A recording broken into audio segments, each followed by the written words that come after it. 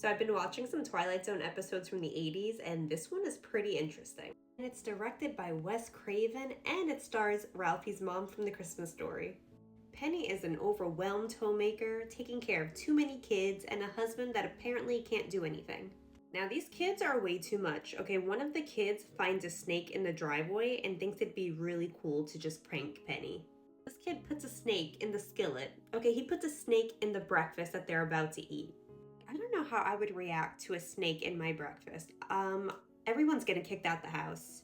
Now in the garden, Penny is shoveling away. Finds a random box in the soil, so she opens it and she finds like a clock necklace. Inside the house, she puts on the necklace, and honestly, she looks so cute with that necklace. While making dinner, she's listening to the radio, and they're talking about a conflict between the US and the Soviet Union.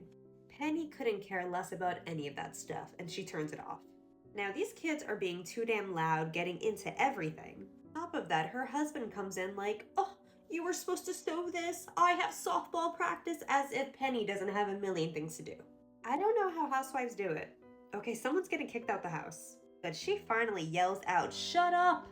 And when she says shut up, everyone is literally frozen in time. She realizes the necklace that she dug up is literal magic. That night, she's in bed trying to read, but the news is talking about the US and Soviet Union conflict. She tells the TV to shut up, and the TV does shut up. The next morning, the family is frozen in time while she is having a peaceful, quiet breakfast to herself. Penny is starting to feel very invincible now, and she's like, "Oh, I could stand up to myself. I could do whatever I want." She takes this power to the grocery store, and some Karen is trying to steal cereal from her, and she's like, "Shut up," and then everything freezes, and she takes that back. She gets her cereal, and she gets a nice, quiet, peaceful shopping experience. Back home, there's a knock at the door. There's two anti-nuclear war activists. They invite her to a debate about whether we should or shouldn't have nuclear weapons on Earth. They try to enlighten her about the very real problem that America might be facing. Penny just isn't vibing with this conversation and tells them that she just doesn't have the time. But then she's like, "Well, no, I do have the time. I just don't want to waste my time going to a stupid debate that has nothing to do with me." They try to reason with her about the importance of knowing what's going on in the world, but she literally just shuts them out and freezes them. Later that night, she's enjoying a nice, quiet bubble bath, living her best life.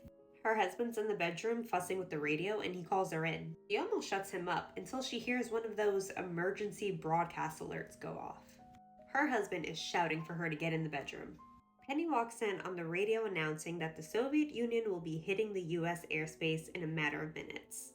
You could hear this radio announcer literally freaking out. He says this is the end. Soviet missiles have entered the airspace.